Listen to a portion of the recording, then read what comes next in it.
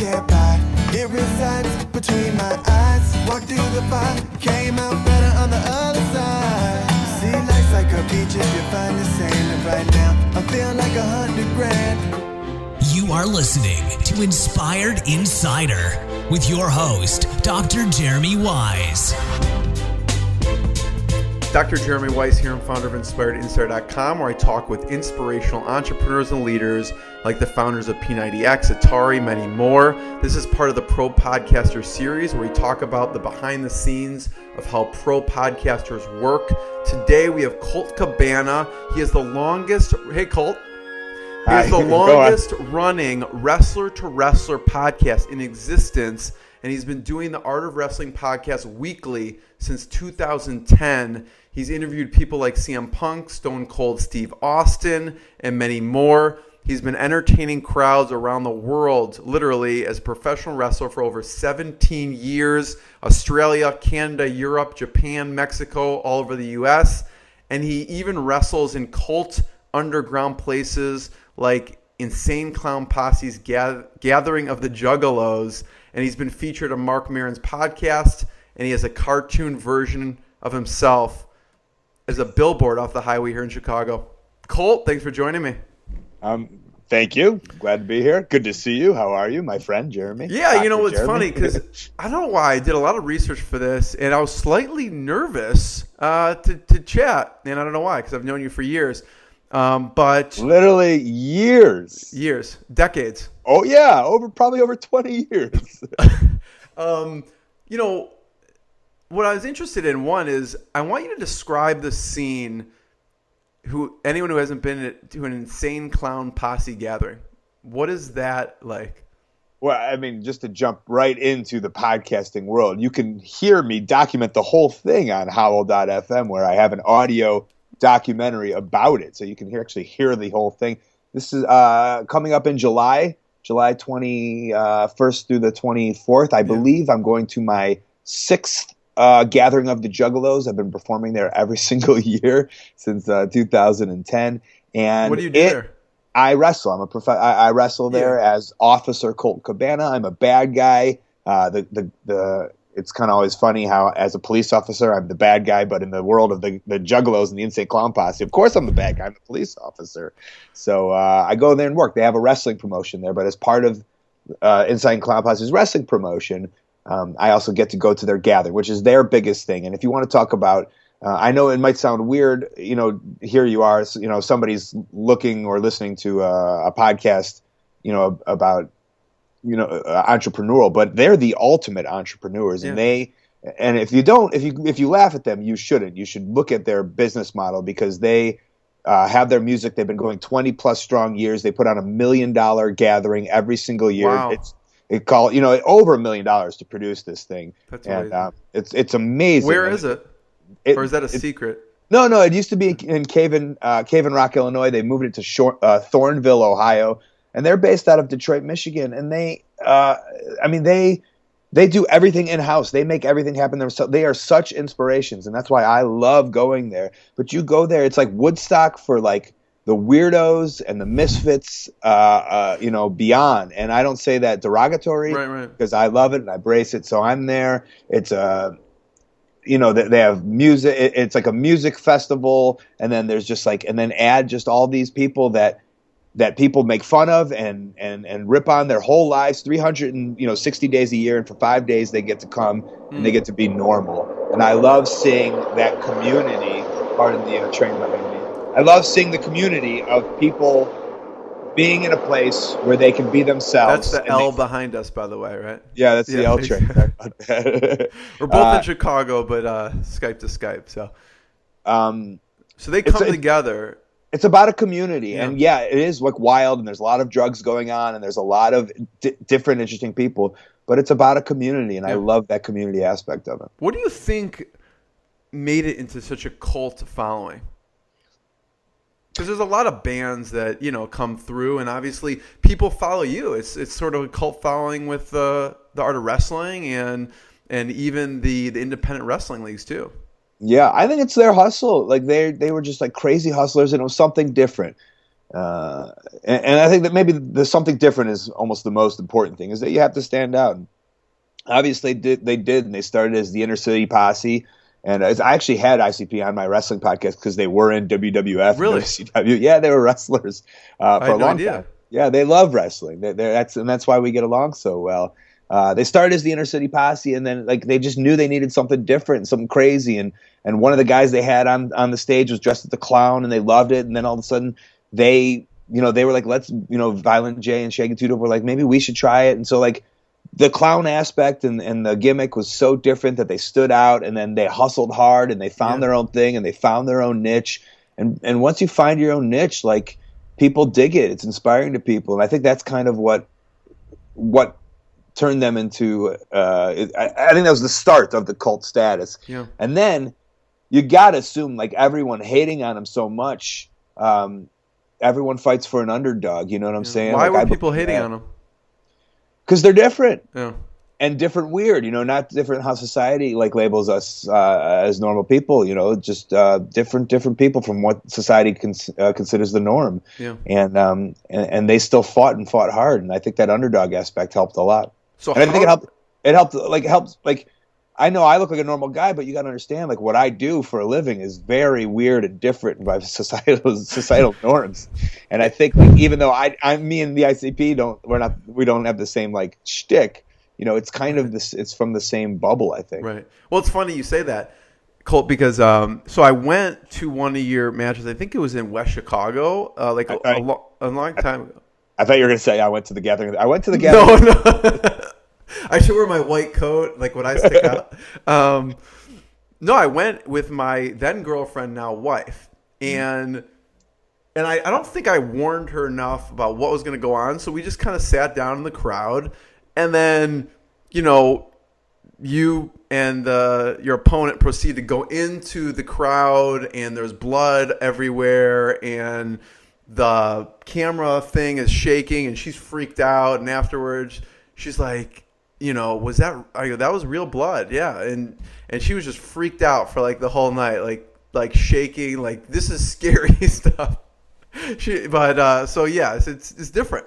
Well, that match particularly was very different from what I do, but the atmosphere isn't. And that's a thing that you wouldn't have known to come to or take your girlfriend to unless you knew me, and you did know me. And that's some underground stuff, right. It was at this, whatever it was, the rec center, in Chicago. And we do these shows all over the world in these weird places. And it's kind of you have to know, and a lot of people right. on the outside, and that's kind of what makes it a cult-like thing, is that you have to put in a little work to find it, and you found it through me, and you realized that this was a different world than what I'm used to going to, barbecues and brunches, Right. So how did you first discover that the Gathering of the Juggalos? Did they approach you? Did you ask them? No, They've been doing that wrestling. They originally put out a thing called Stranglemania in 1999 on VHS. That was actually a big hit within Best Buys and Circuit City, and that was another cult thing. So I've known about them in wrestling and their kind of niche in wrestling for a long time. So when I got fired by the WWE in 2009, a friend of mine reached out saying that they were looking for a police officer character, and this friend. The friend was known as Weed Man. That was his wrestling name. He thought I would be a good fit for it, and I thought I would be a good fit for it too, because I love that kind of stuff. I was leaving the WWE. I was going back to what I had made my living on previously, which was weird, wacky, independent wrestling. Right. And I thought, what a great jump! Yeah. What could be a better jump than jumping in feet first with the Insane Clown Posse and the Gathering of Juggalos? Exactly. Yeah. And I want to talk about some of the craziest places that you've wrestled. But I told you I would not be nice to you on this. But I have to just respect, and what I respect most about you, Colt, is the hustle. And you're always hustling. You're always working hard. Even though your face is on a cartoon, you're a cartoon on a billboard. It took anyone who's gone to your match or knows you hustle your butt off and to make things happen. and you got to respect that, and just the abuse your body takes, you know, on a weekly basis is crazy. 17 years of that. I mean, you need your body to work. I don't even know how you've survived. Your body survived this. Yeah, it's physical. I mean, it's like I have a lot of friends, and my art form is very similar to traveling bands and traveling comedians and whatnot. And I talk to my friends who are in those industries. Pardon me. And you know, it's always like it's kind of the same thing. As we have to hustle, we have to get our name out, we have to have a voice. We have to figure out how we're going to move up in our industry. But also on top of that, I'm also throwing my body around. Oh my God, that's an understatement. Yeah, nonstop into everything and anything, and so that's one of the big I guess risks, but also, you know, that's part of the job. It's what I signed up for. Yeah. You can't be a pro wrestler without doing pro wrestling. You know, luckily for me, I'm smart enough where I've changed my style a lot over the years. How so? I do a very comedic based pro wrestling style, and you know, that allows me to take a lot of. I don't rely on the hard, the hard hits or crashing the mat necessarily. Right. I rely more on the entertaining and showmanship and that kind of thing. Yep, and that's allowed me to save my career a long time. And I'm 36 right now. I've been doing it over 17 years. This is my 18th year in wrestling. Yeah. Wow. I feel I could literally do this competitively at a high, level for another 10 years. Yeah. And then after that, at a lower level for another 10 years after that. So what's the craziest place? Because you go into these different environments, right? What's the craziest place that you wrestled? I think the craziest place was when I went to India, and we wrestled on a dirt patch behind it was supposed to be a trade show, but you know it was like really just like a dirty flea market in India, in Guwahati, India, which is the northern western part of India. So you've heard horror stories of what India can look like in the poverty, and even in the places that are like beautiful, you hear the horror stories. Now go away from anywhere that's even close to a place that's beautiful. That's where we wrestled, and not that it was an eye opener, but it was the most different, and it was an eye opener for the culture and the people. That was unbelievable. But why? What was it like? The people, little kids running up to you on the street with no money and no clothes, and just the extreme poverty was just wild. It really was. And the way they live, and you know, at the poorest I ever was, you know, I was a bajillionaire compared to how a lot of these people lived. Right. And there's literally, I mean, nothing you can do, because I guess eventually there's something you can do, but individually there's really, you give one kid money or food and then they all come and you can't, and it's hard. Right. So you kind of have to block it out, which you shouldn't have to. But we were there to entertain. And it was fun. A normal wrestling match is usually, a normal wrestling ring is about 18 by 18, and there's a little give to it so you can bounce a little. Yeah. They made a 24 by 24 foot ring with 4 ropes that had no give. It was like a cement floor. So it was really an interesting experience. But that's one of the most wild. I wrestled in the very top of Canada, which is Nunavut. I wrestled in Nunavut. That's where the Inuits are. It's called Nunavut. It's called Nunavut, yeah. Okay. And it's the very tip top. It's right next to Iceland and Greenland, which is over there. And it's you can't. It's where the can't say Eskimos. I didn't know that. It's the Nunavut and the Inuits. The Inuits live up there, and it was crazy. How do you find these places? How do you find these places in the first place? Well, I mean, that particular one, I was wrestling in Quebec. Someone's like, let's go wrestle at the farthest tip of Canada. Well, I mean, this is how this works, and I can give you an example of how both of them work. Yeah. In India, my friend is a wrestler. His name is Sanjay Dutt. He's one of my closest friends. He used to wrestle for TNA Impact Wrestling. There was a guy named Jeff Jarrett who also wrestled for TNA, who's the owner of Impact Wrestling. Someone had reached out to him saying, hey, we want to do this thing where we bring over some entertainment, so people from all over India will come to our trade show. Jeff Jarrett was like, I'll pass on that. But he's like, Sanjay, would you like to head this up? And Sanjay was like, yeah, of course, I'd love to. He's from Indian descent. He speaks the language. He's a big star over there because he's been on television over there in India, and so he took a group of his friends. Nice. For the one for Inuit, for none of it up in Canada. I was wrestling in Quebec at about 150 people because I stand out. My wrestling style, it's taken me so long. I've learned the job. I stand out in the world of wrestling. Yeah.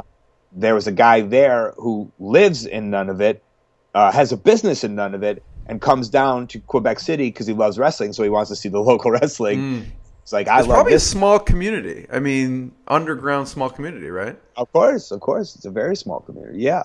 And so luckily, my name has moved to the very top because of all the, the years of training, the years of learning my job, and then the years of hustling, of trying to better myself and make myself in a position where people know me in this weird small community. Yeah. What's been the most hostile environment? I wrestled on the border towns of Texas and Mexico. In Mexico, Matamoros, Laredo. There's a couple other that don't come off the top of my head. And we wrestled. I remember I'd gone there like a couple months before. It was packed. There was maybe 600-800 people. Huh. Then we went back a couple months later, and there's only like maybe 150. And I asked the promoter. I said, "How come there's nobody here?" He's like, "Oh, there was 40 people murdered at the Burger King down the street." Holy crap! That day. And you hear about on CNN and whatever Jeez. about the craziness of these border towns. Yeah. And those shows were actually promoted by the cartel. Wow. So, and I asked the guy who brought me there, I was like, "Is that safe?" And he's like, "Listen, you're either with the cartel or you're with the police. And the police aren't going to come in and murder you, but so you're with the cartel, so you're as safe as you can get right now." I'd be a little bit scared. Yeah. I was scared, but, those are the life moments, and we grew up in the northwest suburbs, and it's stuff that doesn't happen every day where we grew up. No. And I love the idea that I get to jump out of that and go into the real world and the real life. And I love those experiences. And something shitty happens, it happens. Yeah. But it's not like I didn't live my life, Yeah. So that's hostile. I mean, like, the crowd is actually hostile towards you. Well, I'm usually a good guy. I'm a goodie. So for the, so it's not as hostile towards you. Usually. Nobody's really hostile. I do play a bad guy sometimes. The Gathering of the Juggalos. There was an instance where I was wrestling. This wasn't at this was at one of their shows in Detroit. I was wrestling. Yeah. I'm a bad guy, and I try to get them riled up. That's part of the job. That's what I love. I love doing that. And I remember they were throwing quarters and coins. And there's a video on YouTube where you can see. It's just me getting pelt. I put it up. It's like a super clip of just me getting pelt with stuff. I remember covering my opponent and being like, "That liquid did not feel cold at all." And, that's horrible. Yeah. I think we realized that it was a cup of somebody's urine. Oh my gosh, that's crazy. That's pretty hostile, right? All-time high moments as a wrestler. Well, I think as a wrestling fan, they might have been all-time high, but I was. Right, exactly. I was. What's been the biggest crowd you've performed in front of? So I was with the WWE, and I wrestled in front of, at times 10,000, 12,000, 18,000 people. But I wasn't the star performer. I was very low on their tier of wrestlers. And just this past winter, I was in Japan, in Tokyo. And I was the semi-main event. We had built up this storyline with me and my partner Chris Hero versus this other tag team called the Killer Elite Squad. And we wrestled in front of like a sold-out 3,500 people. Nice. That was really exciting. So I've wrestled in front of big crowds. Yeah. Where maybe they knew me but didn't. I wasn't really a spotlight wrestler. Yeah. So this show in front of 3,500 people, which maybe wasn't the biggest. But was one of the biggest where all attention was kind of on me and they all knew what was going on. Yeah. So that was probably the most exciting. So at what point, Colt, did you know that you're going for it? You're gonna be a professional wrestler? I mean, there's different points in my life. When I was like 14 or 15, I was like, I wanted to do this. Yeah. I mean, when I was younger, I feel like growing up, I was oblivious to that. I had no idea. I had absolutely no idea that was the case. Well, because you were always a big football player. You went on to play college football, and that's just what I thought. I actually had no clue at the time.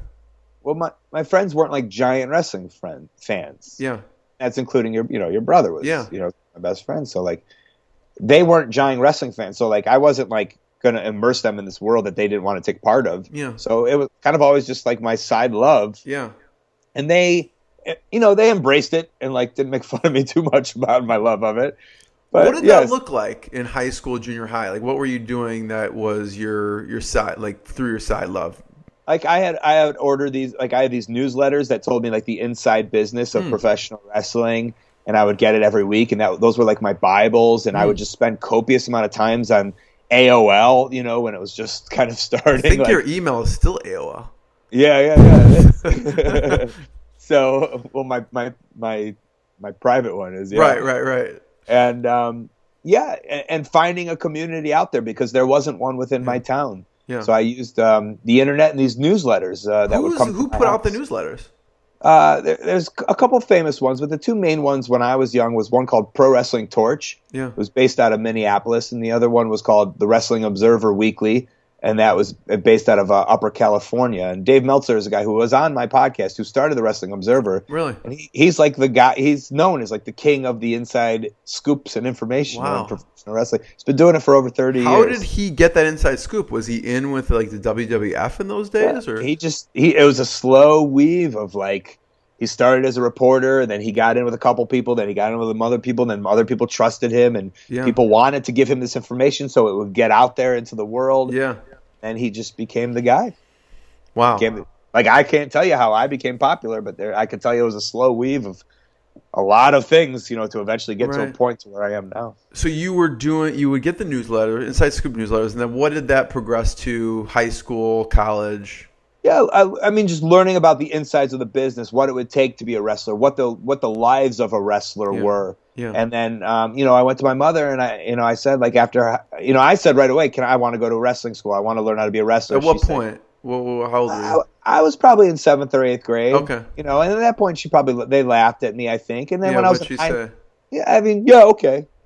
Wait till you graduate college, And then while I was in high school, I wanted to. And they're like, if you want to do this, you can, but you have to wait till you graduate college. And they still stuck to that.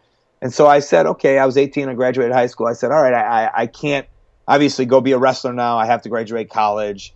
And so I went to college, and I said, I'll go to college, I'll play football because that'll look good on my wrestling resume. And I did 1 year of college football, and I hated it. It was one of the worst experiences ever.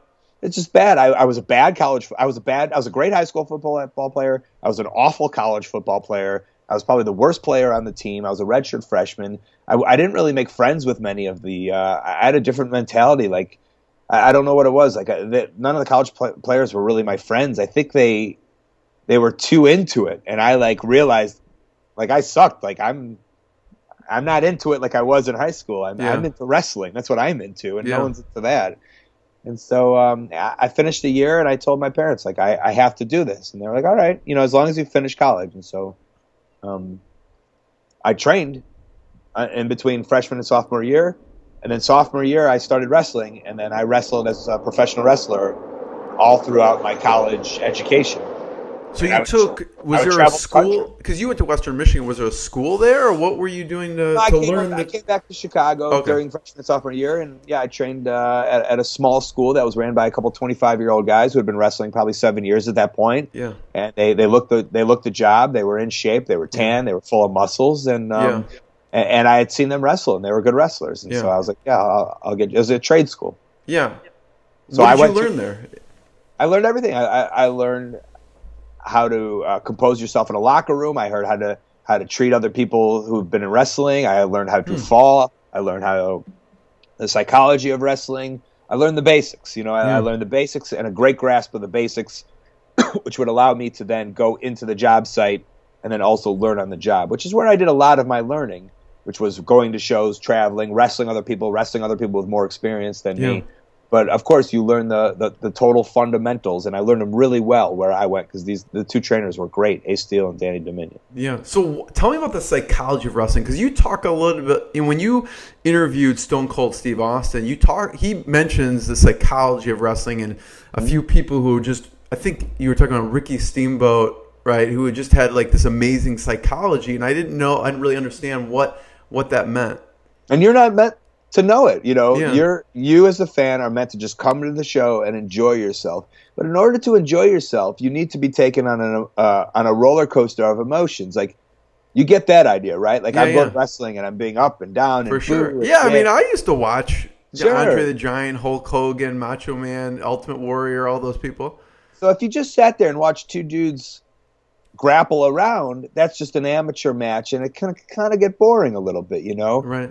So in pro wrestling, we have psychology, and that's the ability to do something to get a reaction out of the crowd. Mm-hmm. And you want to do it a lot, and there's like a real science to it. Yeah, and there's a real manipulation factor to it that Not in a bad way, but just, in an entertaining type of way. in an entertaining way, yeah. I mean, depending how you look at it. You could look at it as in a bad way.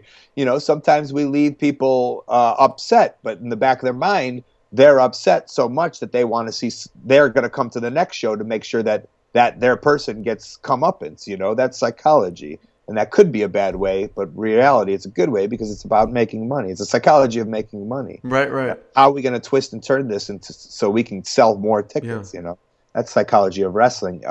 And there's psychology to everything. There's psychology to how you put on a card from the first match to the seventh match. There's a psychology of just the match itself. There's a psychology of just a little integral part of the match. It's all. I know it's weird for big dumb wrestlers to be talking about psychology, but that's the reality of it.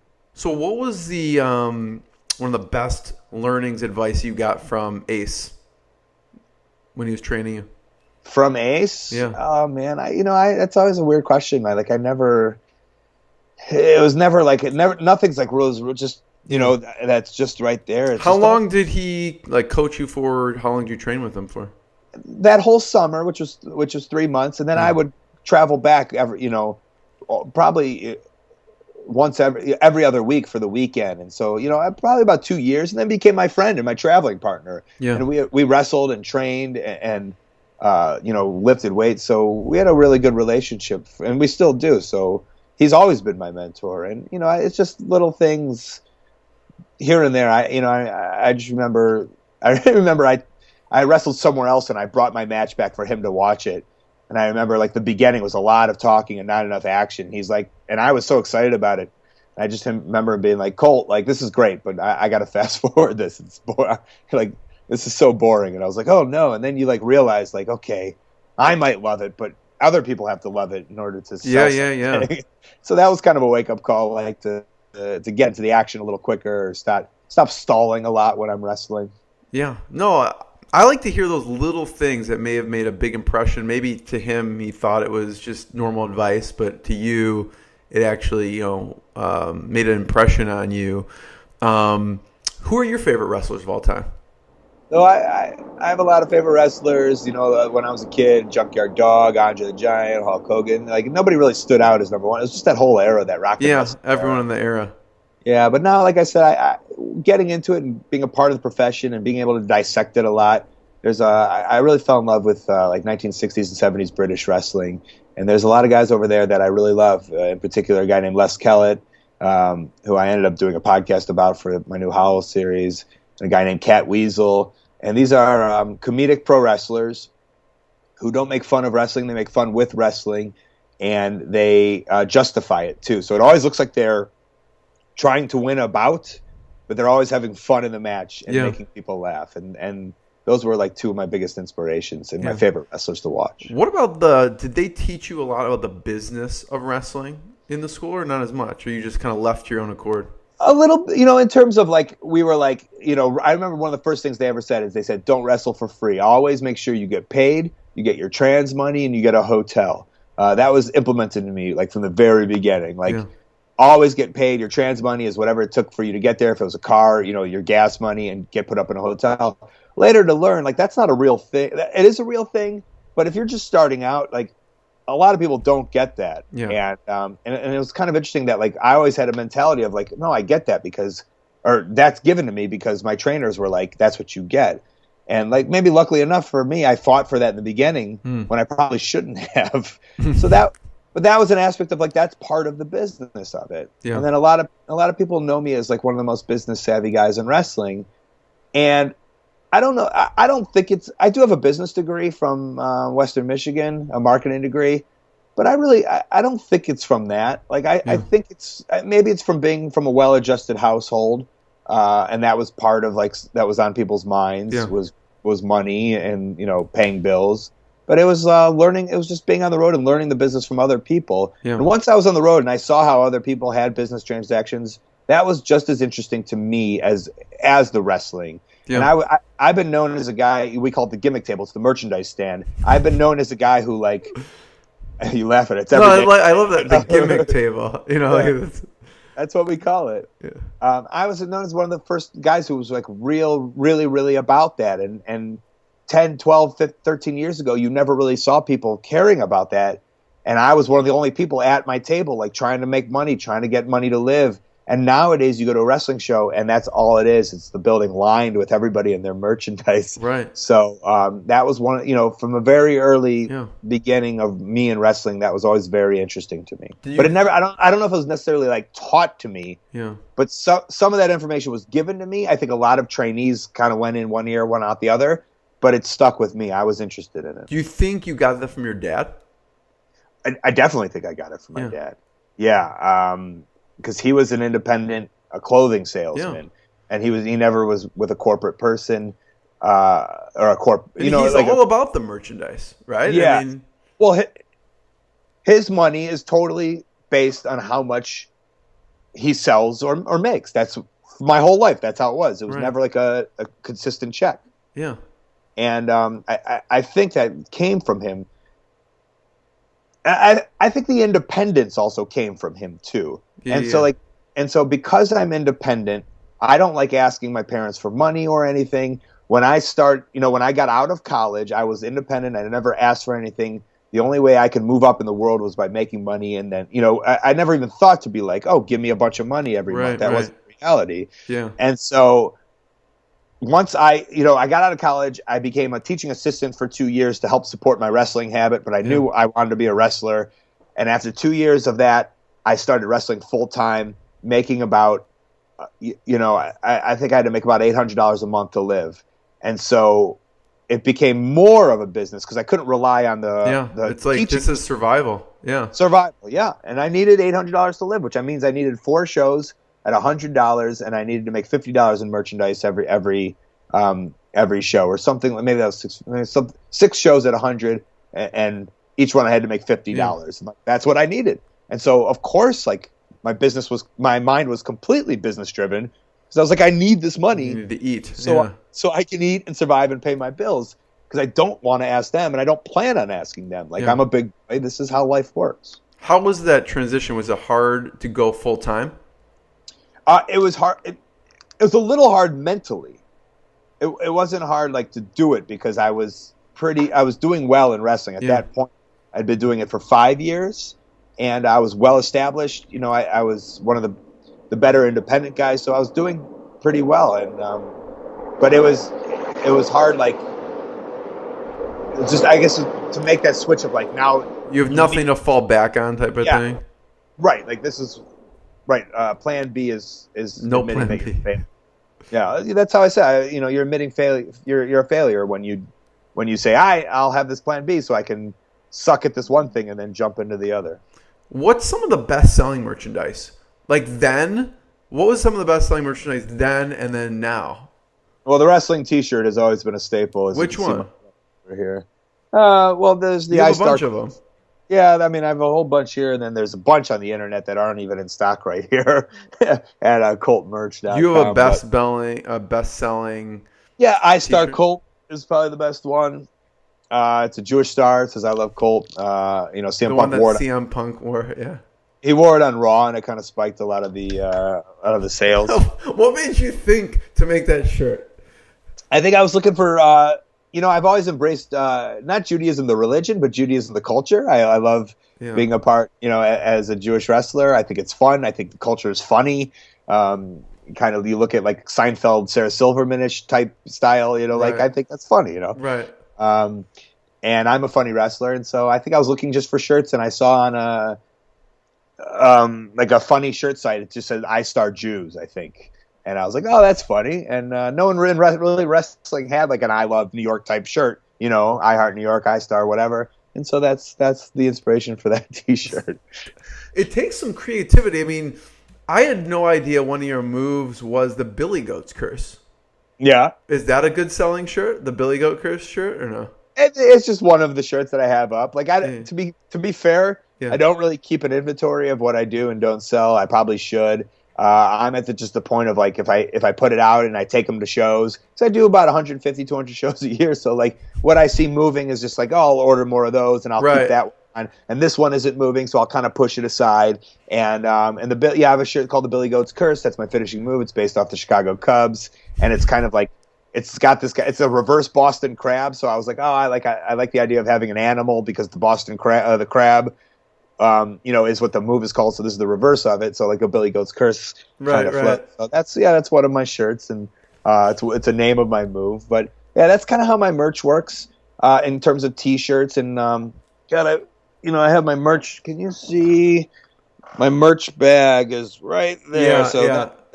That's I just came home and I put that on the floor. That's what I'll take. It's a big duffel bag every weekend. If I do 2 or 3 shows, and I put in a stack of the T-shirts. I have DVDs that I sell. I have hold up.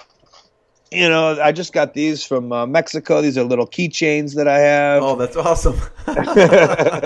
And then over here is stack of pictures that I have, different pictures that I sell. So do you stay after and sign autographs? How does that work? I'm before the show, I'm at intermission, and I'm after, of course. Yeah. Any opportunity to make to make a sale, like Make a sale, yeah. right, yeah. Like I like being there, I like talking to the fans. I like also, if I'm able to sell something, if they want something. And now I'm at the point where I'm doing pretty well, where 10, 15 years ago, it was a hustle. It was trying to like move the merchandise to them. And now it's more of like, I'm doing fine. If you want the merchandise, great. If you don't, let's talk a little bit. Right. It's a completely different spectrum, which I'm glad that I don't have to like hound somebody to buy a picture so I can eat that day. Right. That's how it used. How it used to be.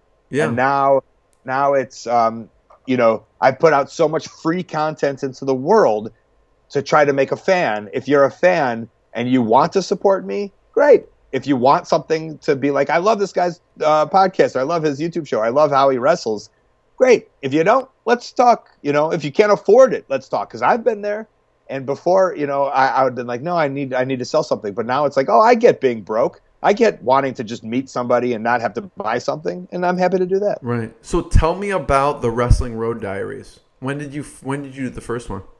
Oh, this is the first one, and this is the DVD. And we put it out. We filmed it in 2009. It got put out in 2011.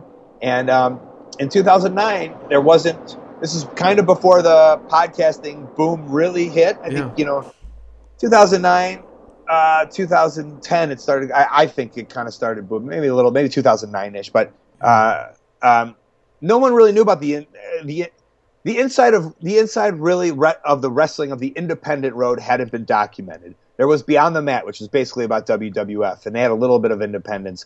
But there wasn't a lot of like, how do these independent wrestlers do what they're doing and it not look in a negative light, in a positive light, because it is a positive. But the media always seems to want to just like show the horrible aspects. Like of what? It, right? What comes out that's negative? Oh, everything. I mean, just the way the media, like, of the lifestyle, especially independent, like, these guys are, hardcore wrestling was a big thing for a while. These guys are hitting themselves for $20 and they're killing themselves and they're going to their job. It's like how UFC is now, probably.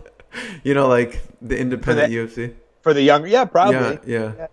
So I wanted a positive spin on how my life was. And so we filmed it in 2009. I had this guy edited it for me in Philadelphia, a guy I'd been working with. At the time we filmed it was with Daniel Bryan. By the time we filmed it, he had then signed with WWE, and then when we put it out, he was like one of the number one things WWE. So that was like what helped the DVD move a lot originally. How do you get it out there? So you come out with it, you edit it, you spend a ton of time filming it, editing, getting out there. I didn't film and edit, but I did. I had brought a camera guy with me. Right, I know. You're right. That's what I mean. Yeah. Right. How do I market this? Yeah. How do I? And that's why the podcast. For many reasons, the podcast has started. But one of the original reasons was the podcast, of many, but one of the main ones was other people had these radio shows, and I knew I'd have to do all these different radio shows, which I hated doing because I didn't like sitting on my phone talking to people, hearing like 4 or 5 people in the background, like spilling my guts and then them not even caring, and like it got very tedious and very annoying. And I was like, but I'm gonna have to do this. And then I'm like, well, why don't I just have if I had a thing, I would be able to just go on my own commercial every single week, right, and sell this thing. Yeah. And so essentially so it was there for, the podcast was to help this commercial of my movie that I wanted to sell. And that was kind of the initial marketing move on my behalf. Was that the first one, the Wrestler's Road Diaries? The first Wrestling Road Diaries, yes. Yeah. So, which came out in 2011, but we had filmed it in 2009, and I started my podcast in 2010 knowing that it was going to eventually come out. Okay, wow. Yeah. So you started the podcast during a big turning point for you. Mm-hmm. So tell people what was going on at the time when you decided to start your podcast. Well, I was fired by the WWE. I didn't feel I had an outlet. So like I didn't have an outlet I felt I had a sympathetic story. I felt I had a good story. I felt I was an entertainer. I felt I was a good talker. I felt people liked me, but nobody wanted to give me an outlet for people to like me. And that was the biggest thing. And WWE had fired me. I went back to this company called Ring of Honor, and then they had fired me. The second biggest company that on the time was on Spike TV called TNA. They brought me in for a tryout, and then they didn't want me. And so basically nobody wanted me. And it was either, well, I quit wrestling because nobody wants me, or, I find an outlet that I can find my own fans. Right. And because I was basing it on like wrestling promotions that needed me, wrestling promotions had to hire me to put me in something. And podcasting, because I was a huge fan of podcasting, I was listening to all these comedy podcasts. What were you listening to at the time? Comedy Bang Bang, Juggalos movies, Never Not Funny. I'm trying to think the one, Mark WTF, The Nerdist. So it was a lot of, it was basically, and then I think This American Life was the only non-comedy podcast at the time. Now I have a wider range, but it's mainly comedy and kind of post-produced podcasts. Because not many people at the time are even listening to podcasts. Right. So a fan of mine heard me on a radio show say I liked comedy, and they were like, "Oh, you like comedy? You should listen to this podcast," which was Comedy Death Ray at the time. It's like it's all your favorite comedians for free, and I was like, "Free? Great! I have no money. I can't afford anything." Right. And these guys have a show for free, and he's like, "Yeah, you got to go on iTunes, and then you got to look on iTunes under podcasts because it's like I had to like dive. It's not that easy. Yeah, it wasn't easy, and eventually I did find it, and then I was like, "Oh my god, I love this."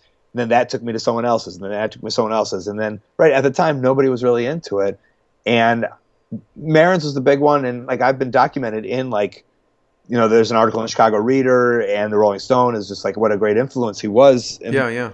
Even you talk about it when you were on his podcast. You talk about it, right? Yeah. Because it was like, oh, like I can see what he's doing. It correlates to wrestlers and wrestling. He might not think it or even know it, but I know it does. And I was like, I can't wait for the wrestling one to come out so I can listen to that one.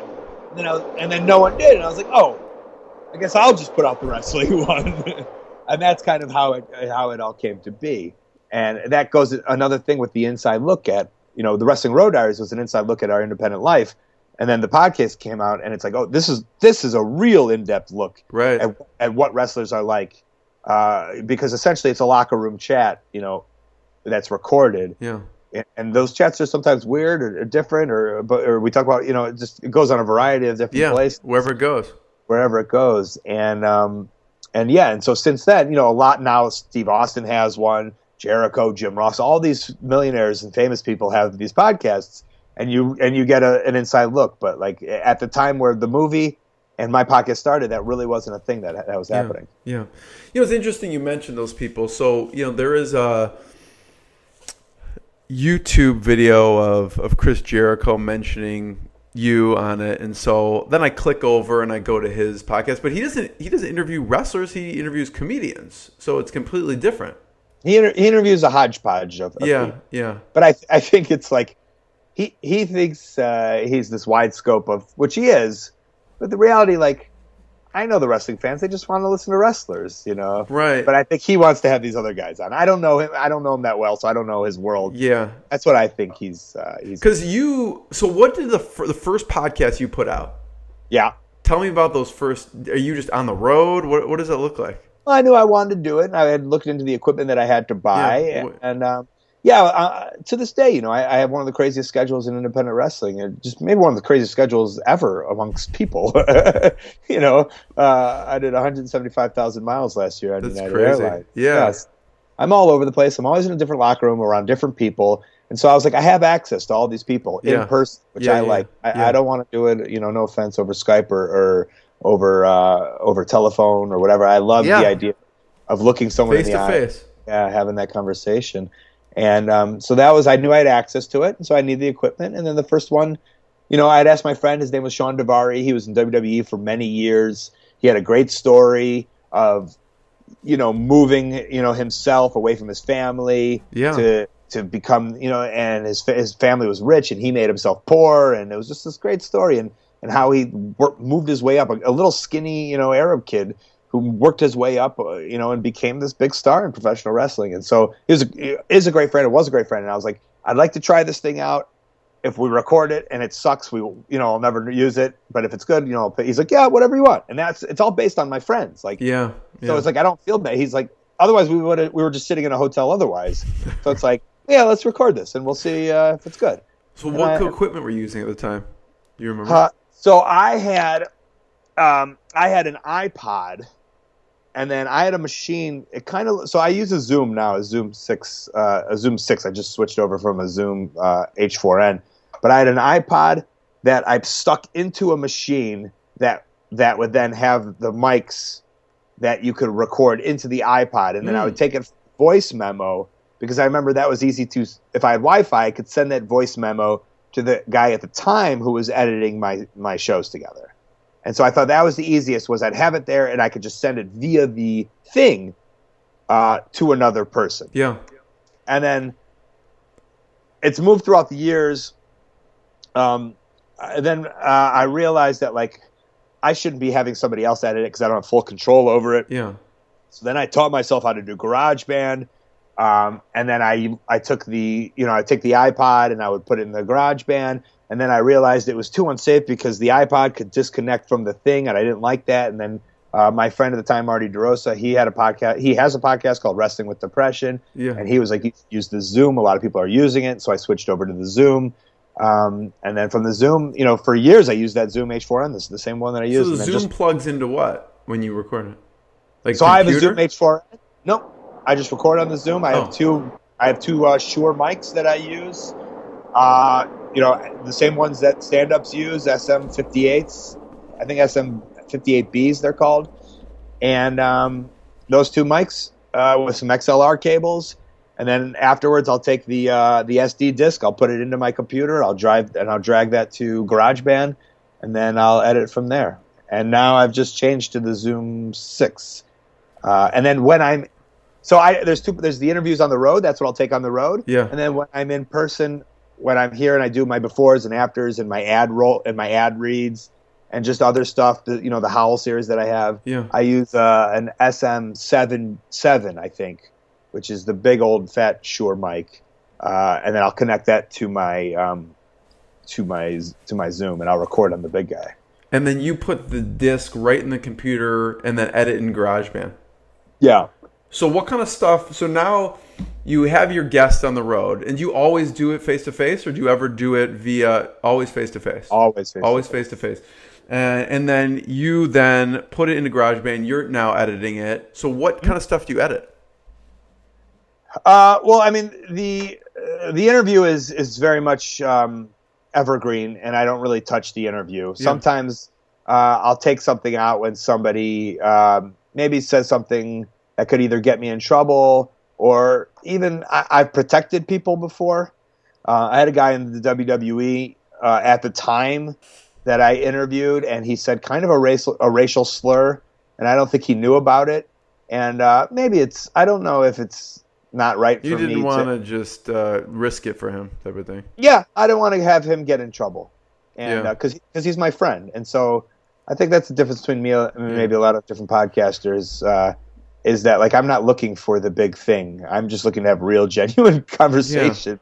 And I didn't want that to get in the way. But usually there's not much editing that goes on. It's just... Well, then there is. Then I have a front part and I have a back part, you know. And then I also have ad reads and I score some music into it and I score some music in and out. And I'll do a monologue and sometimes I'll find myself doing like a 20-minute monologue and then I'll kind of chop it up so it doesn't go that long. And so I find myself editing for about an hour each week. Yeah.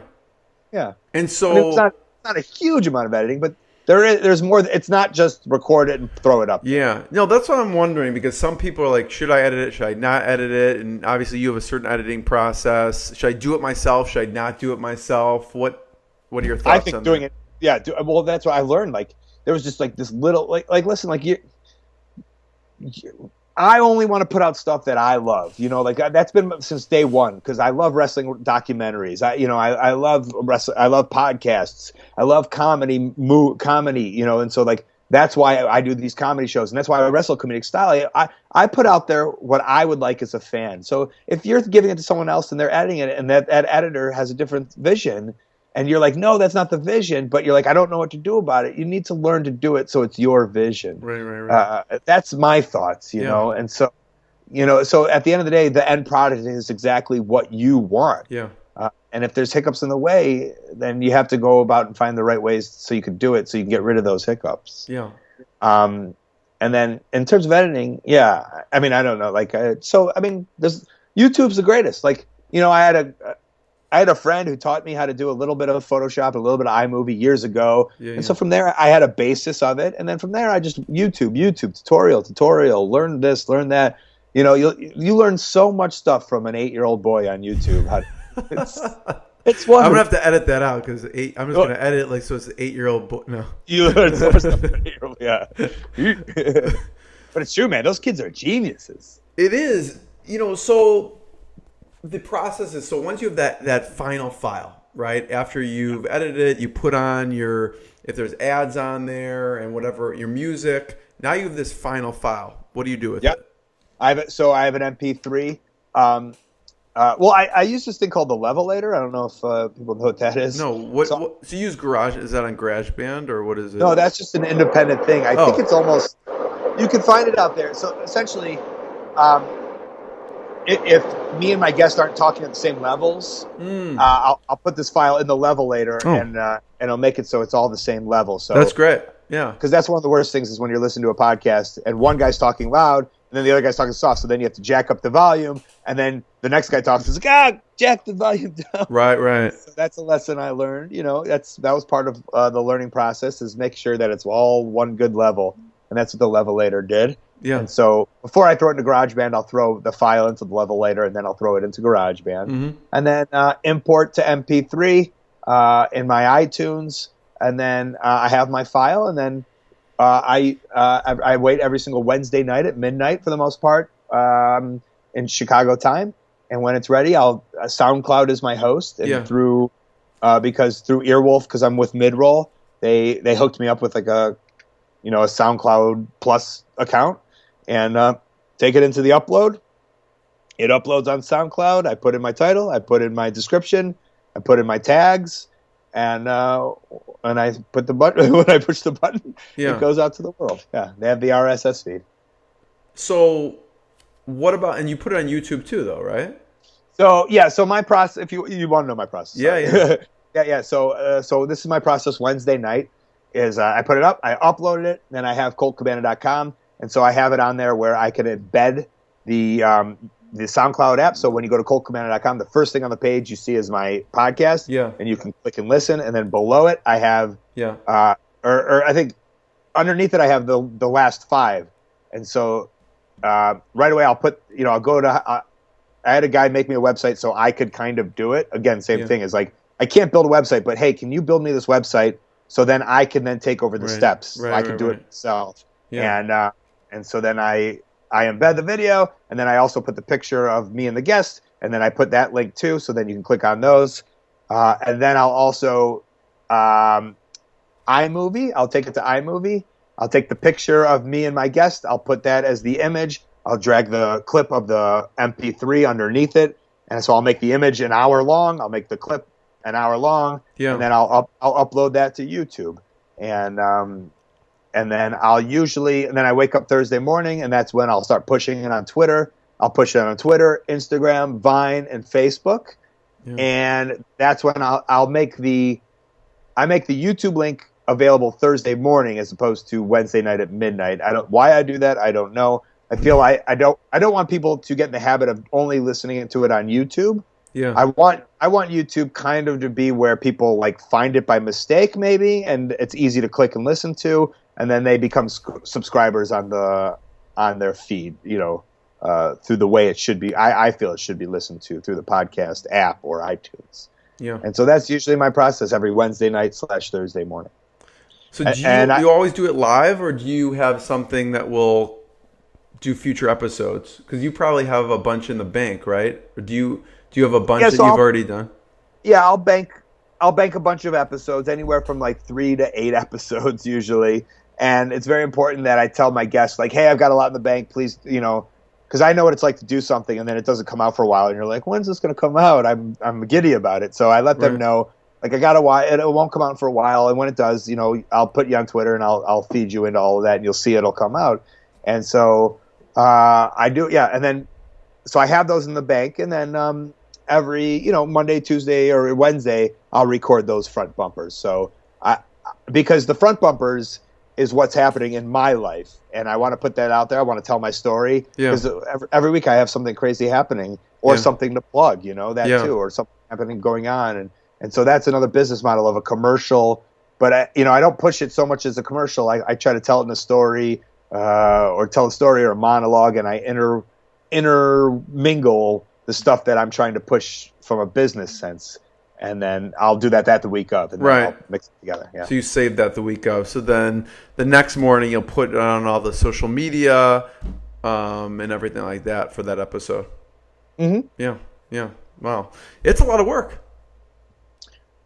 Yeah, it is, but it's it's the reality is like, if I wasn't doing it, which I could not be doing it, I'd just be sitting around doing nothing. And like I have days think so.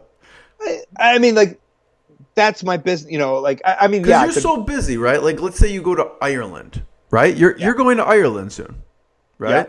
Yeah. And you're in Ireland, so sometimes you may get back, I don't know, on a Monday night or Tuesday, like, oh my God, Wednesday you have to do all this editing, and Thursday, I don't know. But, how have you not missed a week? Well, it's great because it's all portable. I have my portable podcast equipment with me. I have my laptop with me. Yeah. So when I'm in Ireland and I know I'm going to get home Tuesday night and I'm going to have all this jet lag and I'm not going to want to do it Wednesday, I'll sit in the hotel and I'll do the recording in the hotel. And I have the nice equipment, the nice mics. I could do it there. And then I know I have this this flight from Ireland, and I'll know, oh, okay, I'll just edit it while I'm on the flight. It's all accessible. So I'm not reliant on a studio or anything. And that's why I'm able to do it, because no matter where I go, I can bring my equipment with me. It's very portable. Yeah. You mentioned some of the platforms. I want to talk about. You mentioned the Zoom device, the Shure mics, the Levelator. You use SoundCloud, and the reason SoundCloud is because of midroll. You said. Mm-hmm. What other softwares, or you said GarageBand, iMovie? What other softwares or things you find helpful with the production piece, or just throughout the process of producing the podcast? Anything else that you use? Yeah, I think I hit it all. I don't know. I do, Photoshop's another thing I enjoy doing, and that has nothing to do with it, but you can always make stuff, and you can always pictures or whatever to post up somewhere. So I have an app when I with Instagram and stuff, and I have an app on my phone that I'll use to like put the text over the picture of the episode and where to find it. Yeah. So whenever you follow me, you can see that. That's an app that I use. Like that's something that I know that's in my weekly habitual. But in terms of software and stuff, I think I hit them all on the head. What do you do as far as because you have a bunch of sponsors, right? So is there a certain way you record them, a certain time limit, or that you record pre or post? Or in the middle? Well, I mean, they're sold as pre-rolls, they're sold as mid-rolls, and they're sold as post-rolls. Right. And I don't know how much I'm allowed to talk about any of it, but I assume, like, I didn't know if there's certain points where you put it, whatever you can or can't talk about, it's fine. Oh, okay. Like, do you put it like, at this, like halfway through, and it has to be for like 2 minutes long, or what? How does that work? The mid rolls are supposed to be a minute long, and I think the pre rolls are supposed to be 15 seconds.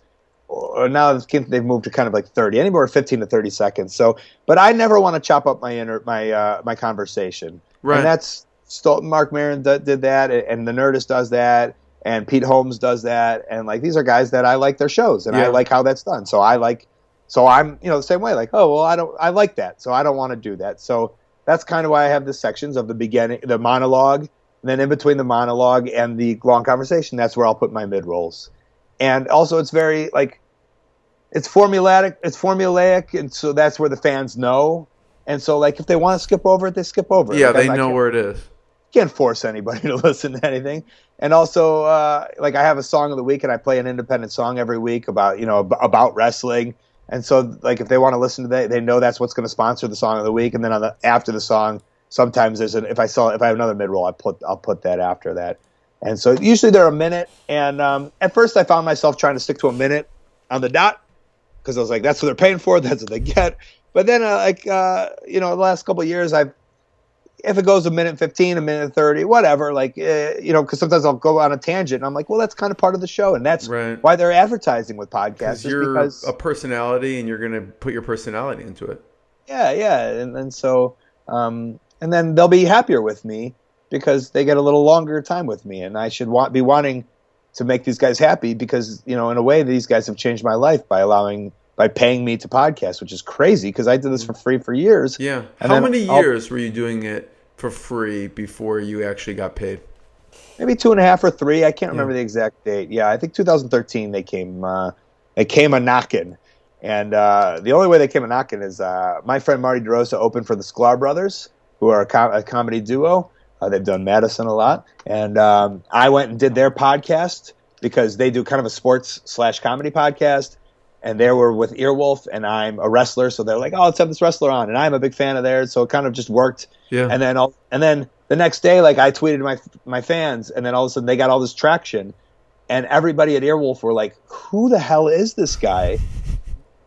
And they said they've never had more, like, social interaction than they've had with me on his guest. Nobody even knew who I was outside of the Sklar Brothers. Probably barely knew who I was. And so then the next time I came in, I think I went in to do their show again, maybe a couple months later or a half a year later, and Jeff Ehrlich, who started Earwolf with Scott Aukerman, he was there, and he was like, hey, would you care about do you have ads? And at that time I had a couple of ads of my friends, $50 here, or $75 there. And I was like, yeah, I have ads. And he's like, we have this company, we're just starting. Like, I was one of the first guys with mid-rolls. And then he told me, like, the number you can make with the CPMs. And I was like, whoa. Like, I thought the $50 from one of the companies was good. I didn't realize that, like, you can make real money with with podcasting. So at what point do you think you had some traction as far as downloads went?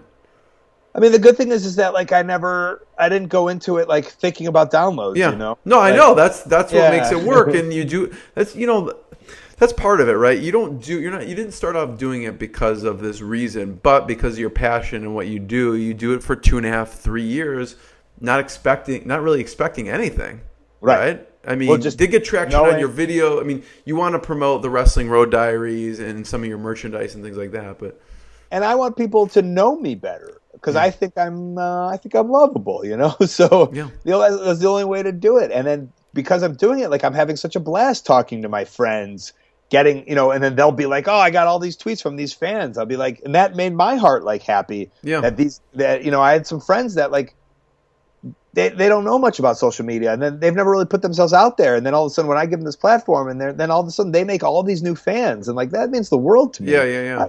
I love that, especially because they're my friends. So that's why I was, I do it to highlight because some people who also, we talk about podcasting, it's become more and more popular, and more people are having podcasts, and it's almost, I think, sometimes seen as something easy. Oh yeah, you just put up a podcast and you get all these downloads, and you make money off of it. And the truth is, you're doing it for years before doing anything. So that's what I was wondering when people. Yeah. Go ahead. Also, you have to know that I was in the wrestling world is this bubble, like it's this small little community bubble, and I was pretty big in the wrestling world. Yeah. And because I'd been doing it for, at that point, 11, 12 years, and also at a higher level. I've traveled all over the world. So Yeah. when I'm able to say I've got a new podcast, people will know about it. You And in the have a wrestling following. world, Yeah. it becomes a headline, if you will, you know? And so people are clicking on it to see what this is, as opposed to someone who hasn't put in the time at a thing that they're good at or whatever. And that's why, like, I always tell the people, like, you have to become almost an expert at something that you want to podcast about. We're in Chicago. I said that real Chicago, dude. And then you also have to have a real strong point of view, I think, and like, so that people want to either like get behind it, believe in it, or even opposed to it. But it has to be like a point of view and something that you believe in it. But you also have to be really, really good at something that you're talking about.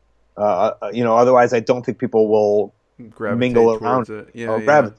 Yeah. Great word, yeah. So those people approach you and say, you can make these CPMs or whatever it is. Mm-hmm. So at that point, do they say, come on board, or what happens? Would you be interested? And I was No. like, yes. 100%. And then they were like, here, this is how it works. What's your check number so we can direct deposit? And here, would you talk about, they're like, you can nix anybody you want. Like, here's the groups that want to advertise with you. If you don't want to, you don't have to. Yeah. And I was like, Hulu Plus, of course. Why would I, like, I love Hulu Plus. I love television. Why would I not want to? Harry's Razor Blades, of course. Bomba's socks, amazing. I'm wearing Bomba's socks right now. So do they just they put you up on the platform, at that point the advertisers can choose, yes, we want to advertise on the Art of Wrestling. Yeah, or they can be like, you might want to be with these guys. They have a demographic of 18 to 34, and they have X amount of listens. And here we took a survey, and it said 92% of people will buy something from Colt because they like Colt and they believe in what he's talking about. Yeah. So who else? And that company's like, oh, okay, yeah. You have the socks. Who else? Bombas, Harry's, 5-4 Club has jumped on board. What's 5-4 Club? Oh, yeah. I just listened to your podcast. Yeah, it's like someone said you were stylish or something. Yeah. And like I talked they really work if that's the case. Yeah. I talked to him. Like, I talked to 5-4 on the phone, and like they were like, he's like, I'm a wrestling fan. I like what you do. And so that's like awesome. we build this and that's what I like. Yeah. And they were like, we can't believe it. Not a lot of people will take the time. And I'm like, are you kidding me? Like, you're directly allowing me to do what I want to do. Like, I have all the time in the world for you, my sponsor. Right. And it's crazy. I think a lot of these people aren't directly talking with their sponsors, which is wild to me. Yeah.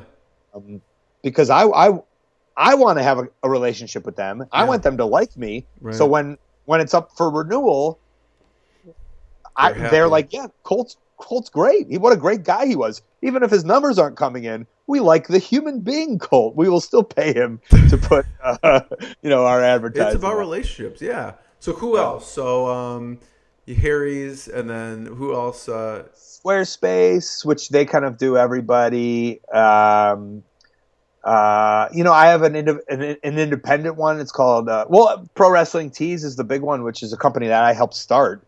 So, oh really? Yeah, I had no idea. Yeah, so so I'm always plugging them. High Spots has been with me since the second episode. I plug them, but they're not through the mid-roll. So I have some independents, and I have some of my own. So Pro Wrestling Tees, is that what's the website? Yeah, well, 1 Hour Tees is the billboards that I'm on. Yes, right. And ProWrestlingTees.com, TEES. Yeah. And I made this. So 1 Hour Tees was an early independent sponsor. I had a relationship with them. They're How in did Chicago. they hear about you? My friend needed a shirt for television, and he needed it quick. I knew these guys through the Kosher Ham Company, which was a guy out of Highland Park who knew a bunch of my friends, who knew his friends. Right. Jewish geography, right? Yeah. And so he had this T-shirt place. We needed a T-shirt for television, like within a day. He was like, yeah, I'll do it for free. I was like, hey, would you want to sponsor my podcast? Maybe give me – and at that point, it wasn't monetarily. Hey, if you give me 60 free T-shirts, I'll give you a week's plug. And then I took those 60 free shirts and I sold them for $20 each. each, and then I made 1,200. Yeah. 20. I didn't 20 60 times. T-shirts at $20. Oh yes. 1,200 bucks. Yeah. Right. So I look at it a lot like that way. And I recommend a lot of people also start bartering. Yeah. Because I look at it like this company, maybe it costs low to give me something. Right. I then return it for That's something smart. higher. Yeah. And I make my money's worth. I do a lot of that. I did that with button companies, because then I'd sell merchandise. I'd sell buttons, stickers, 8x10s, printing places. A lot of my marketing, a lot of my sponsorship was trading that and then being able to sell turning that stuff into dollars. Yeah, turning into money. Yeah. And so Ryan, who owns 1 Hour Tees, is a big wrestling fan. I was getting all my stuff there. I was sending all my wrestlers to get T-shirts there. I was giving him a lot of business. And then he was like, let's do this thing where we start on demand. We can on demand a shirt. We just put up a page. Everyone gets a page. You put up your graphics, and then when an order comes in, we make it, we ship it out. And he's like, I don't know anyone in wrestling. You're the one who knows people in wrestling. I was like, yep. And then I collected all my wrestling friends. We put it together. The business grew. And now we just sent over $2 million in royalties to professional wrestlers. That's crazy. Wow. In less than 3 years. And for me, it's nice. I make a nice little check. Ryan's business is doing great. He's moved into 3 different places over the years. Wow. But the most important thing is that these wrestlers are getting paid, and they're getting paid fairly, and they're able to subsidize their wrestling. They're able to make money, and this way it's not as hard for them to struggle. Some of them now don't need day jobs because the T-shirt money is helping them live the life as an artist. Huge difference. Yeah. Yeah, and that's, for me, these are the brothers that I've been in wrestling with for 17, 18 years. Yeah. And it's all about helping these guys live a dream, make money, and be able to do this kind of full time if they want to. Yeah. So can fans go directly to ProWrestlingTees.com and get their own shirts, or They can get the shirts of their favorite wrestlers. Yeah. They know that the money goes right to those guys. That's awesome. And then if you want to go to 1 Hour Tees, you can get any T-shirt you want, because they make custom T-shirts in less than an hour. Right. So how did the billboard come about? He was Ryan. That's a whole other thing. And I don't know, Ryan. He's one of these guys, and I'm not this way. He knows you got to spend to make. I'm always kind of like, what's the most I could do to not spend to make? Right, yeah. He's spend to make, and he was putting billboards all over the city. And then once I jumped on, he's like, can I just put you on a billboard? I was like, yes, you can. And not only that, you can put me on 30 of them, and you can do it for the last 5 years if you want. And so that he was just he thought maybe it'd be fun to have a person on there. I think he was putting his wife's picture up there for years as an Asian girl on these billboards. And it was a little more fun, I think, to have local Chicago celebrity Colt Cabana on there. And so that's kind of how those billboards. And then I think I was in the movie theater. He did ads in the movie theaters. And I read, because I have the podcast equipment, so I sent him an audio clip.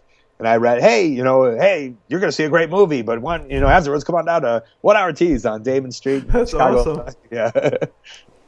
So I want you to talk a little bit, because there's some interesting stuff going on with you coming up, as far as specifically the Road Wrestling, the Wrestling Road Diaries 2 and 1, and now you're coming out with 3, and you have some interesting stuff with Howl. So talk a little bit about Howl and how that's going to work. So I made if you don't mind talking about it. Yeah, okay. I made this great relationship with Midroll. I've been with Midroll since basically the beginning. I'm not part of Earwolf, but I'm kind of part of that family, I am an independent podcast on my own, and Earwolf started Howl, which in their head is the Netflix of podcasting. What was podcasting. Earwolf at the time? What did Earwolf start off at? Was it an advertising company? No, it was a podcast network. Oh, podcast network, okay. Comedy Bang Bang was their main one. Who Charted is one I listened to, Scarborough Country. How Did This Get Made with Paul Scheer and Jason Mantzoukas and June Diane Raphael. Very popular comedy podcasts. And Scott Aukerman's kind of in the world of comedy like I am in the world of wrestling, Like everyone kind of knows who we are within that context of that world. Yeah. And so they started a subscription-based model. It's got a paywall. It's $4.99 a month, and it's got all the back catalogs of I think they took the Maron approach of just the last 6 months are available on iTunes. Then the back catalog is on Howl. Yeah. For all the Earwolf shows. And I think they have 30 or 40 of them. And then they have original content too, just like Netflix. So they reached out to me and they were like, do you have any original content? We're starting this thing, but we don't, so this guy's doing this and this guy's doing this. And I had this audio documentary that I made, and I sold them which I sold it to them, which is about the gathering of the Juggalos. I did that on a tour of Japan. Like I sat on the bus and I edited it, and I collected all the audio while at the gathering, just knowing I wanted to do something. How long was it? How long was that? It's an hour. It's an hour. Okay. It's an hour. Yeah. And then they were like, "Do you have anything else?" And I had this idea for a storytelling podcast, which is called Pro Wrestling Fringe, and because I said before, I love the comedy podcast, and now I found myself like, I really like these NPR, Gimlet, This American Life type shows, whether Reply All or Planet Money. I was on a podcast called Mystery Show, which was very popular. I think it was 1 or 2 for a while. I really dig those, and so I wanted to try my hand at those. So like I do these short stories about weird things in the past about pro wrestling. It's called Pro Wrestling Fringe, and it's 10-minute little stories. Yeah. And I put the music behind it, and I tell a story. And one of them is about Sputnik Monroe, who helped the desegregation in Memphis wrestling in the in the 50s, I think. One of them is about this wrestler who was 7'6", who Ted Turner. He got drafted by the Atlanta Hawks. He was from Argentina, and he sucked at basketball, so they tried to make him a pro wrestler. And it's just all these real fun stories. They're about 10 minutes long, and I put those on Howl. And so that'll be the Wrestling Fringe.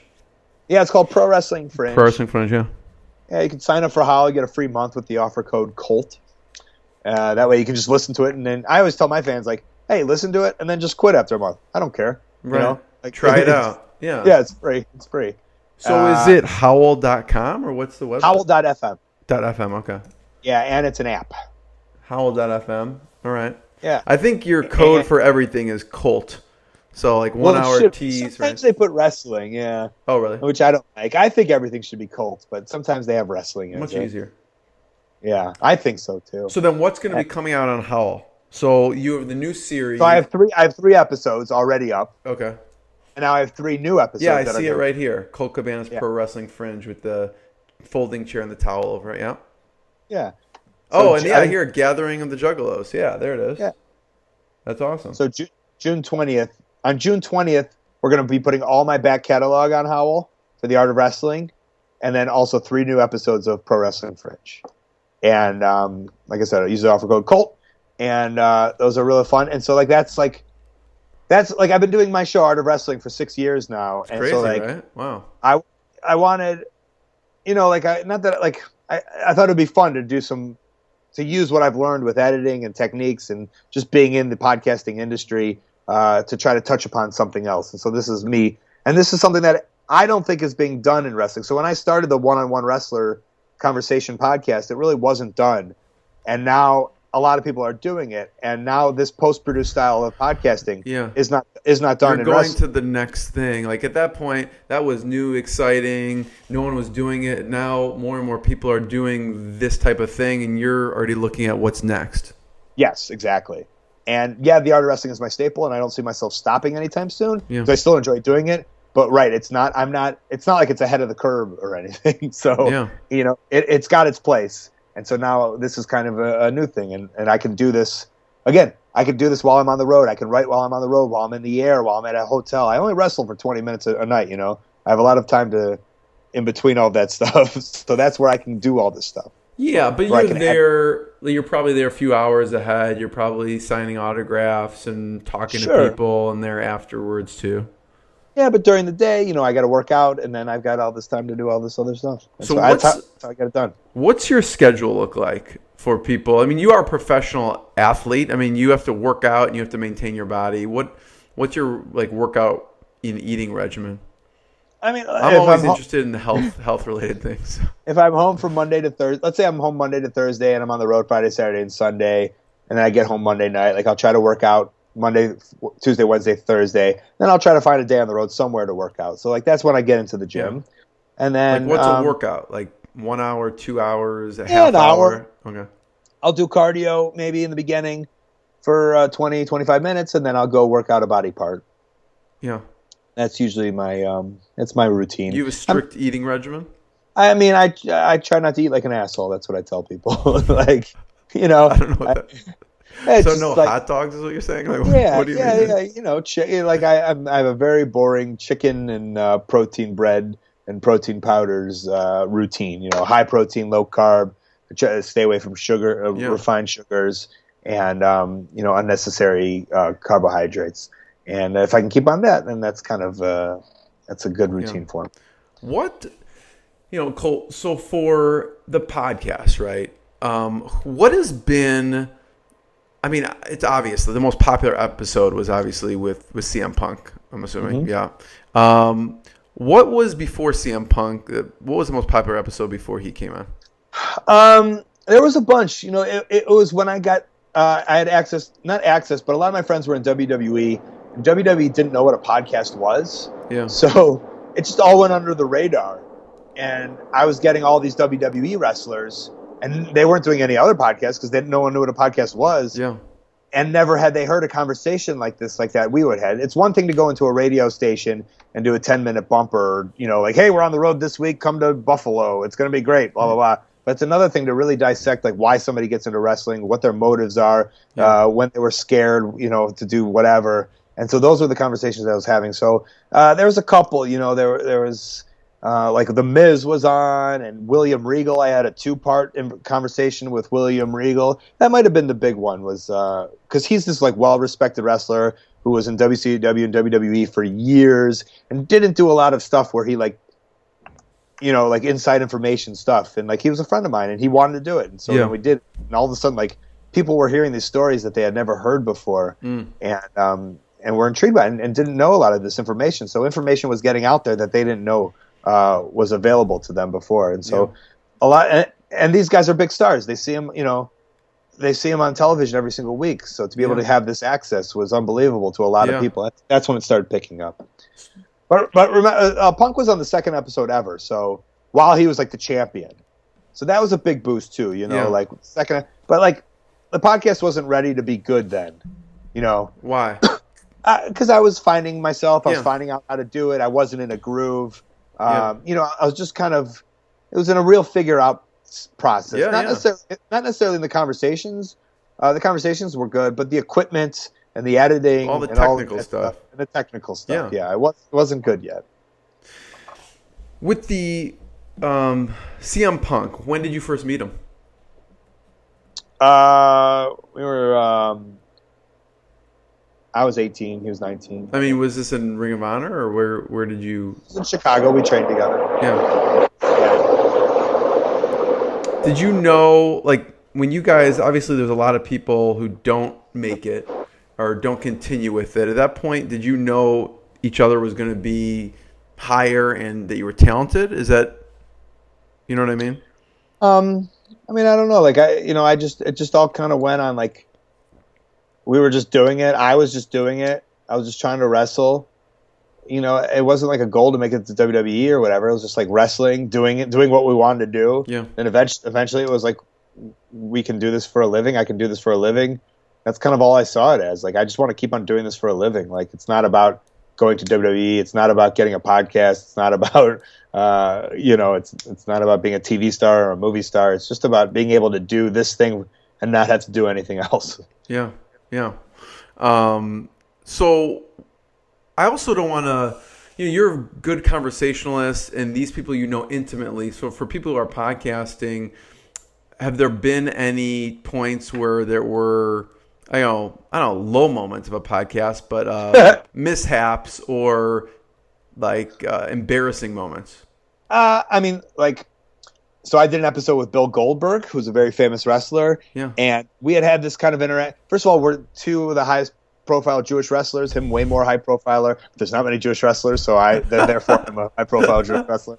And we had this weird interaction on Twitter, and he would retweet and favorite some of my stuff, and then we kind of started talking, and it was like, hey, would you want to do a podcast with me? He's like, yeah. So I felt I had this internet relationship with him, good enough to get on there. And then when we did it, he was very standoffish and it was very awkward. And it was a little disappointing for me as a podcaster because it is based on this relationship that we have. Yeah. And I thought, me as a wrestler and as a comedian too, like I love this fun-loving, free-flowing, good time having conversation. Yeah. And it wasn't there. And then so it turned kind of into an interview, which I didn't want it to. Less of a conversation, more of an interview type of thing. Yeah. Yeah. And that's where a lot of them will go maybe weird or wrong, like you said, is when it turns into a straight interview. Yeah. Do you think that's just his persona, or do you think that he was maybe just having an off day or something like that? No, I think it's his persona. Yeah. But I didn't realize because I didn't know him that well, you know? That's a great point, though, Colt, because that's tough. You know, I know being on this end, and you know that when that happens, like, how do you turn someone around to get that to be more of a conversation? Because that's how you naturally go. But if the person's kind of seeing it as formal, or, you know, how do you help turn them around so that you get that rapport? I try to use my witty charm. Yeah. Doc, you know, that's what I do. Like, I try to throw in a joke that I know isn't offensive, that lightens the mood. Right. You know what I'm saying? Like, I try to show the best I can with the skills that I've learned just as being a human being to try to lighten the mood and try to get a little hey going. And that's the best I can do. And I'll probably fight that for the whole hour. Like I won't stop doing that and just be like, okay, until they open up. Yeah. I'll fight with them to get it done. You know, and that's part of the reason why also, like, when, you know, doing a podcast, I believe, is not about your guests. Like, the guest is a great, like, dessert. Like, it's about, like, you want these fans to love you, the human being. So it's such a treat that you, that human being, are now talking to somebody else that you like, not someone else you like is on a show.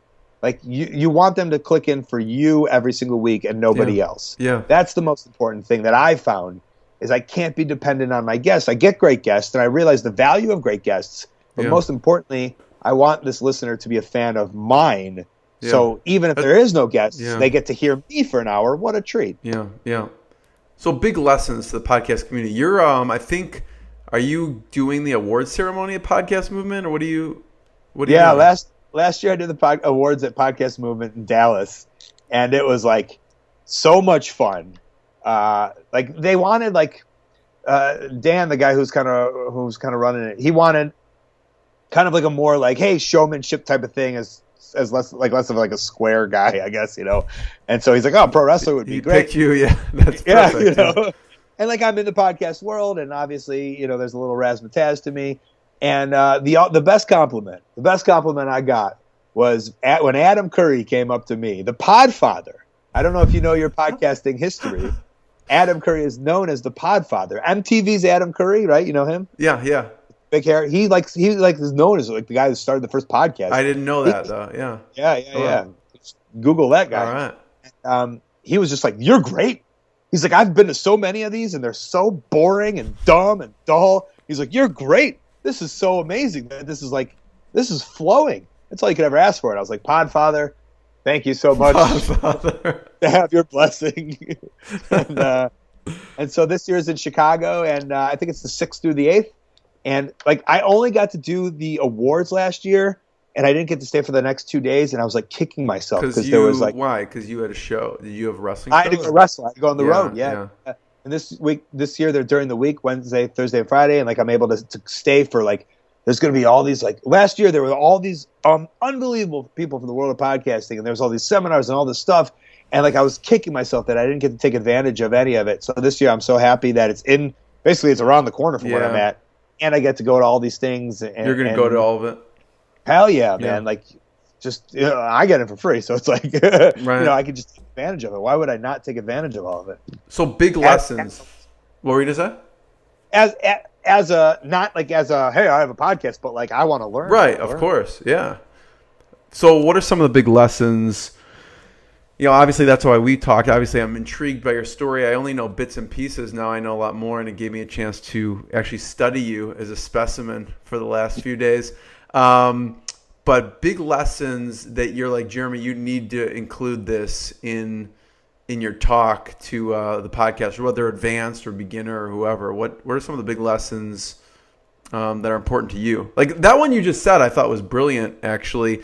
You don't think of that with interview shows of people are showing up for you, so make sure that you're bringing it and they get to know you. So it's a different mentality. But I have that a lot of that they know me as wrestlers, but a lot of that front monologue is very important where they like, that's where they learn, because you also don't want to, like, it's the interview is for, or the conversation, it's their time to shine, like this is a spotlight on that person. Right. So you can't cut them off too much, Yeah. So there is that fine line of like showing your personality, but also letting that person's spotlight. Mm-hmm. But I think we hit on a lot of the lessons. I guess, like, yeah, I don't know. I don't know. Yeah. I mean, they'll come to me as they come to me, but yeah. You touch on them and we'll hit them. No, I think this, Claude, I really appreciate it. This has been fantastic. Anything else that we haven't talked about with the merchandise or maybe upcoming shows? What's on the horizon? I will. I'll give you another lesson, though. Yeah, actually. Go ahead. Consistency.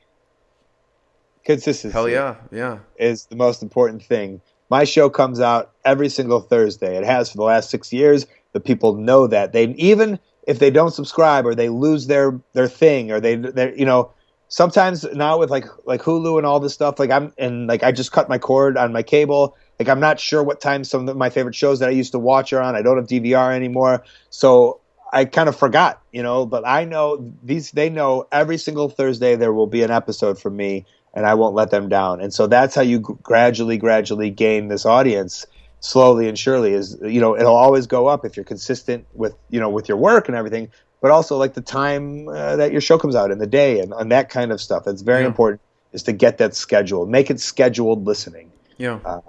That's my friend Stu Stone was like, he told me that, and not that I didn't know that, but he like reiterated it. He had done a show.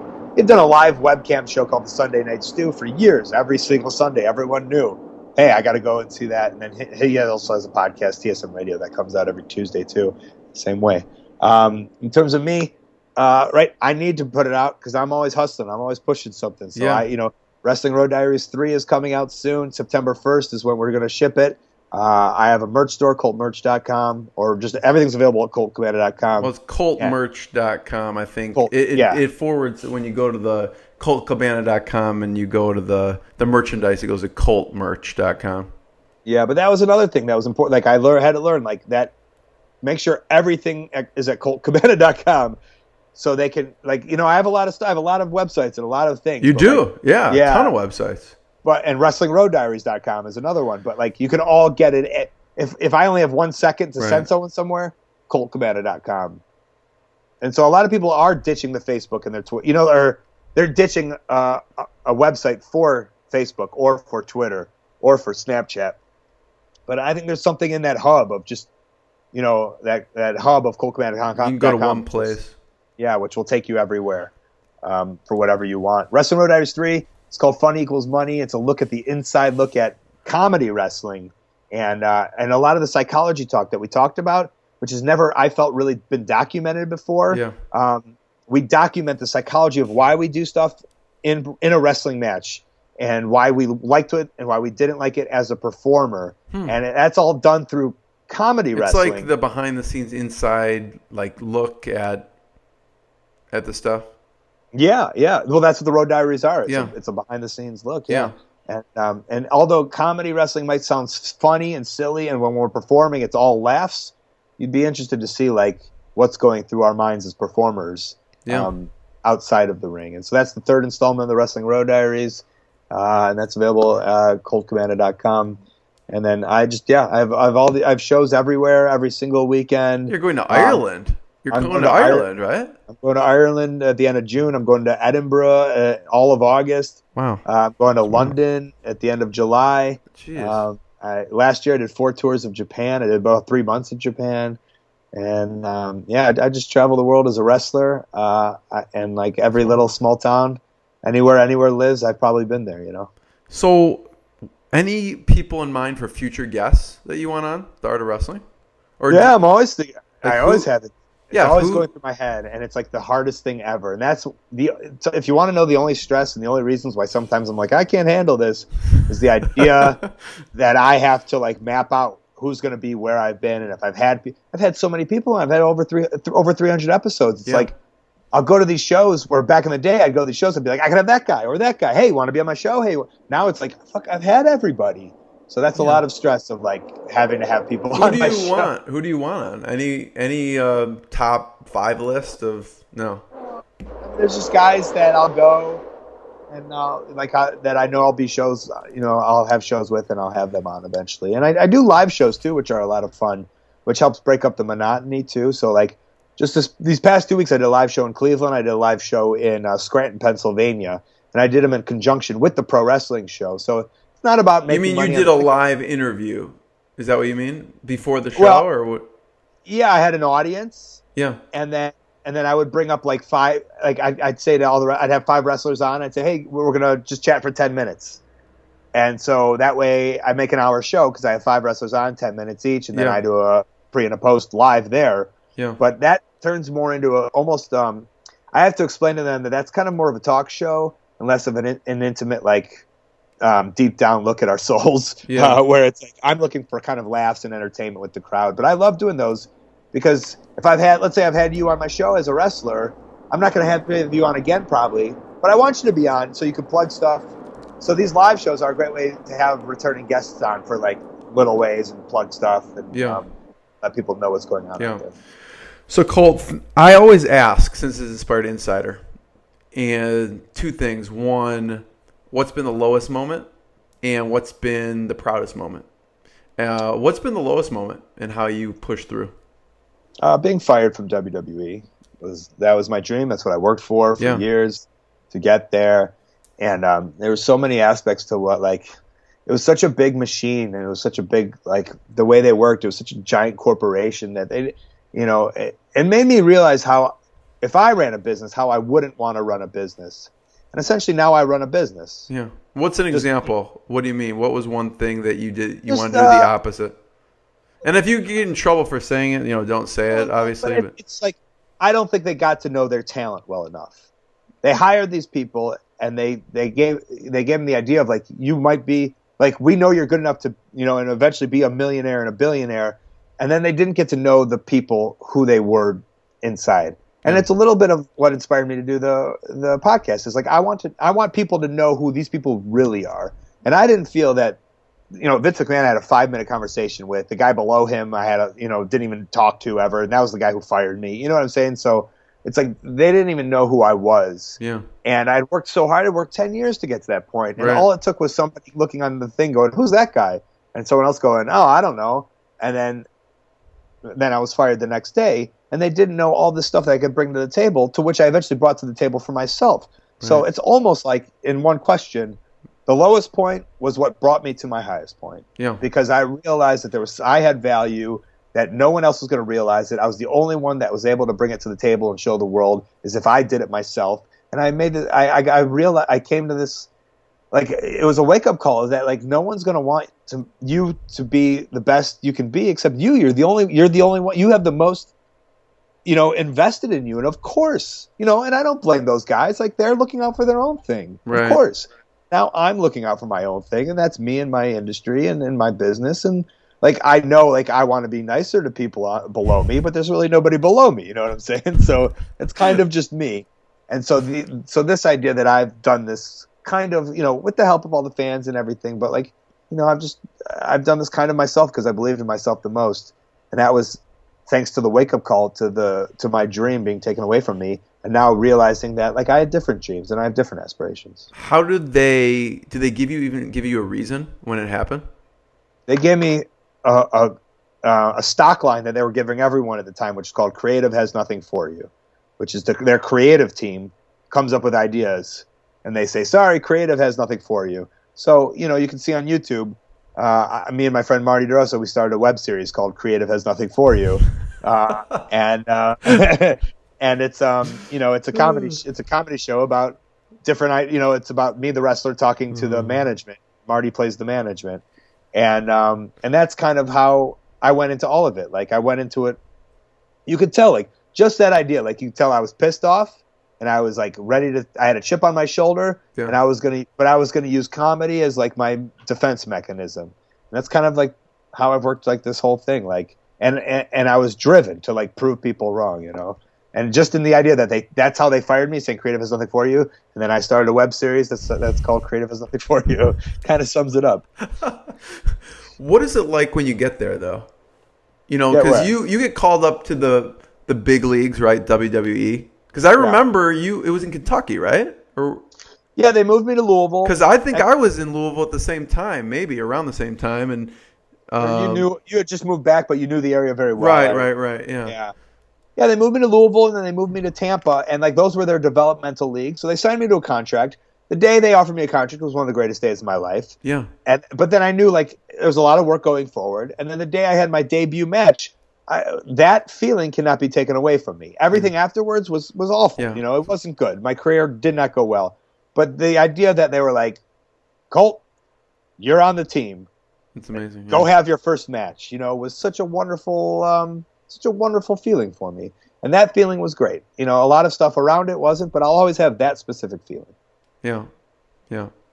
So you would say that would be the proudest moment after, you know, turning that, you know, the Creative Nothing For You and your podcast. What has been one of the prouder moments? I mean, it's all just like, it's not like, and I think that's the most important thing is that like, you can't just define like once you do something, then you got to move on to the next thing. Like you can't, there's not like one big, like I've had a lot of wonderful moments. I mean, you know, I don't know. I wrestled one of my heroes, Johnny Saint, in England, you know, in front of 1,000 people in Sheffield, England. He was 68 at the time. And he was a guy who I love. And then I had him on my podcast. That was a proud moment too, you know. You know, maybe getting a nice, my proudest moment is being able to eat every day. Is every day I go out and I buy my lunch or I pay my bills, and I'm doing that without even really doing a job. Like I have money because I do what I do. That's what makes me proud. Yeah. You rock, Colt. I really appreciate it. Thank you so much. I'm not the Rock. I'm Colt. Different guy. Different guy. Damn, I've been doing this all wrong. Yeah, way better story than I have. Way more money. Thanks, Cole. I really appreciate it. I will see you at Podcast Movement or before. Yeah, perfect. All right. Go to ColtCabana.com, at Colt Cabana on Twitter, at Colt Cabana on Instagram. I had a Vine that went viral. It had 10 million loops. You can go see that. What is it? I put a sticker on a bodybuilder wrestler friend of mine, and he couldn't get it, and everyone laughed and then stole it. World Star Hip Hop stole it. Buy some merch and come to a local show. And podcast-wise, listen to my podcast, Art of Wrestling, on iTunes. And check out Howl.fm and just give it a shot for a moment. And YouTube channel? Colt Cabana Wrestling, but you can find that through ColtCabana.com. All right. Yeah, I have a weekly YouTube series. It's called Worst Promo Ever. It's hilarious. Where it's normally the wrestler gets interviewed, and I pretend like I'm the dumbest wrestler of all time. It's funny. And that way, I'm promoting my upcoming show through that, so people know what show I'm going to and who I'm wrestling. So yes, it's a lot. There's a lot behind why I do it. I suggest everyone check out Worst Promo Ever. It is actually hilarious. So I think we got all the plugs in. We did it. Amen. What I got, you can't buy. It resides between my eyes. Walked through the fire, came out better on the other side. See, life's like a beach if you find the sailing right now. I feel like 100 grand.